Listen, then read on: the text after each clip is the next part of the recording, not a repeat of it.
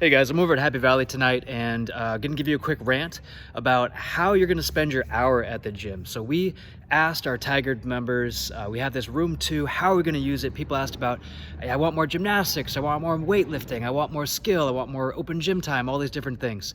And I think that's great. But what I do wanna remind most of us is that most of us only have an hour a day.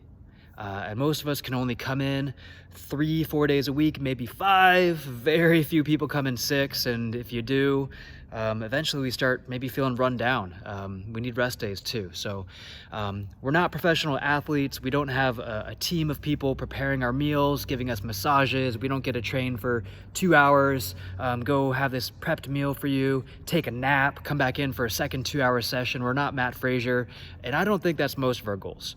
So we have an hour a day, most of us. Some of us can maybe come in for a little bit longer than that, stick around for an extra 30 minutes, or come in for, a second session later. We'll chat about that in a second, but a couple things I want to understand. First is CrossFit is a GPP program, so General Physical Preparedness.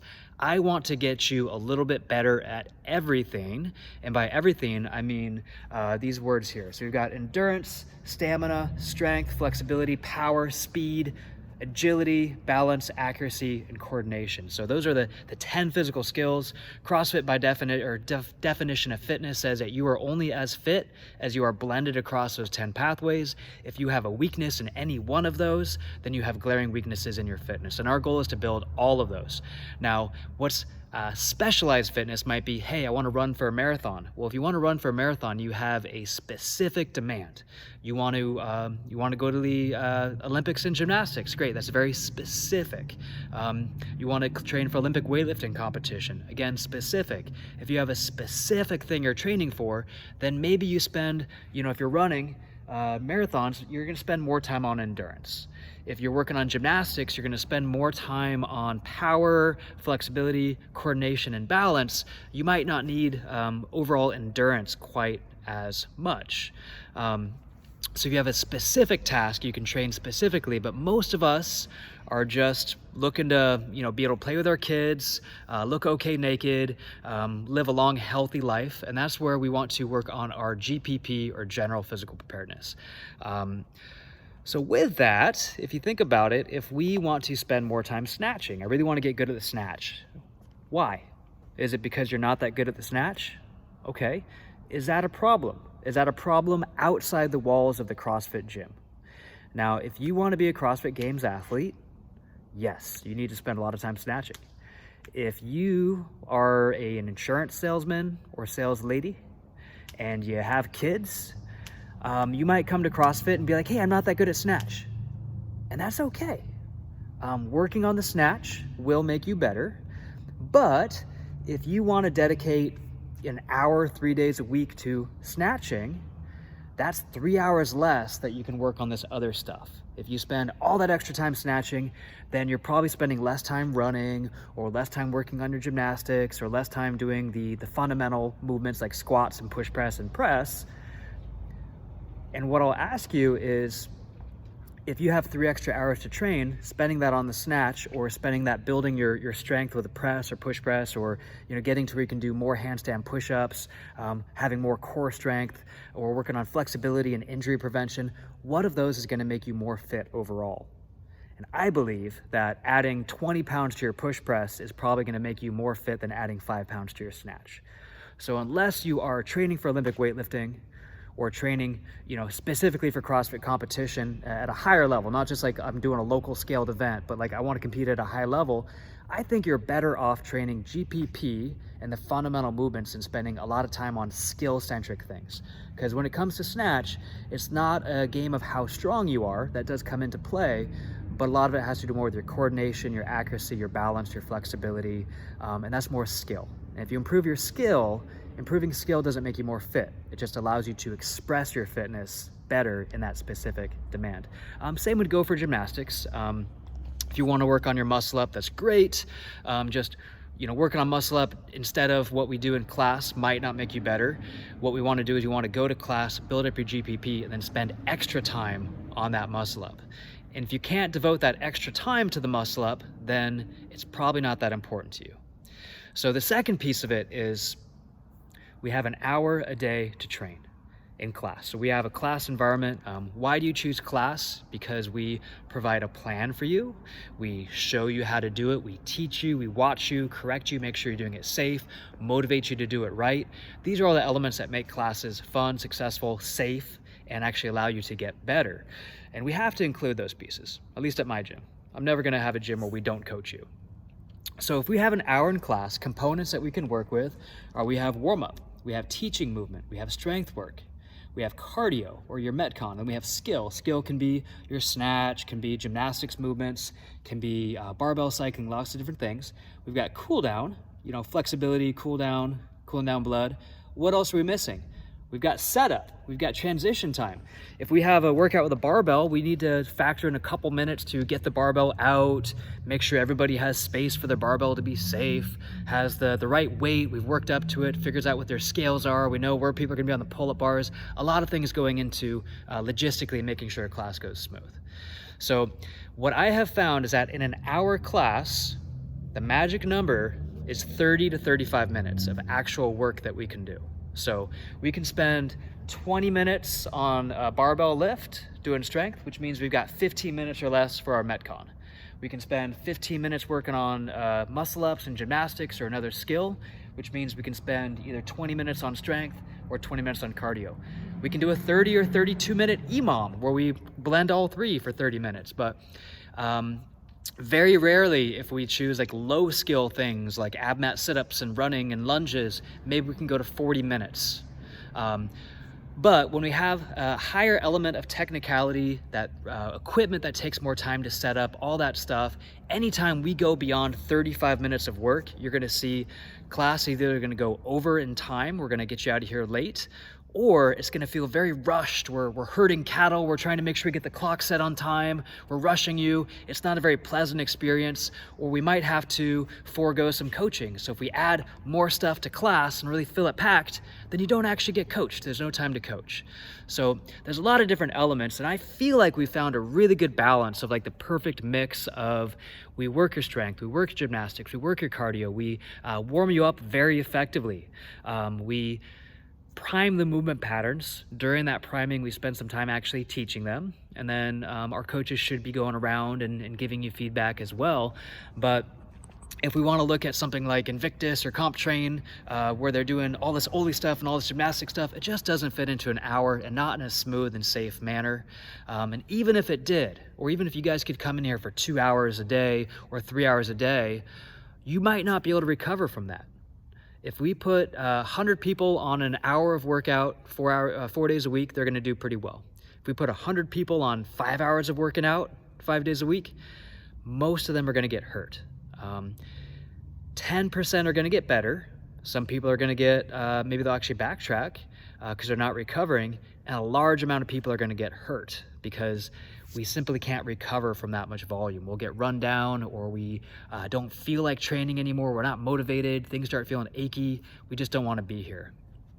So at the Navy SEALs, right? They go through Navy SEAL boot camp, and people will think like, hey, a common misconception, you go through this boot camp, and at the end of boot camp, you're this strong, badass person. Now, the reality is 100 people go to boot camp. Or indoctrination for Navy SEALs or these different special forces. 85 to 90% wash out, because they get injured mostly, or they're not mentally able to handle it. Now the 15% that come out the end, they're not more fit because they went through boot camp. They're not badasses as a result of going through boot camp.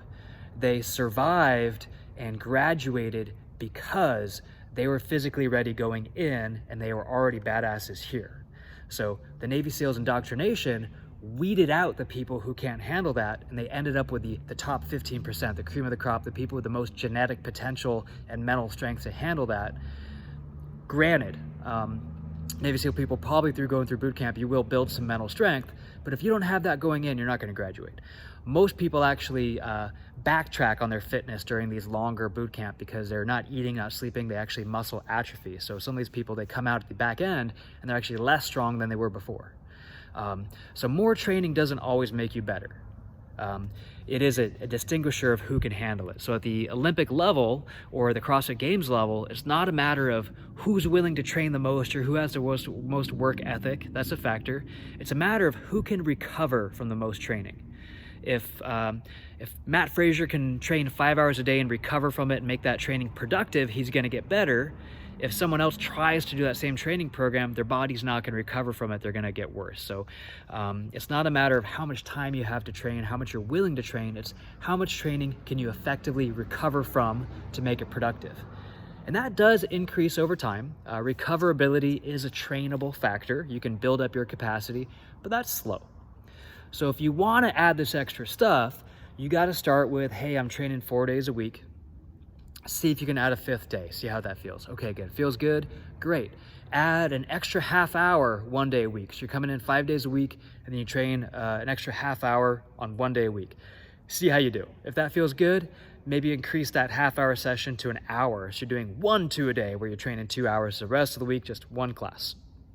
Or make it to where you're doing 5 days a week and you're doing 30 minutes, twice a week. But don't go from 5 hours a week of exercise, 5 classes, to doing 2 a days all 5 days, because you're effectively doubling the stress on your body, going from 5 training hours to 10 training hours. It's way too much too soon.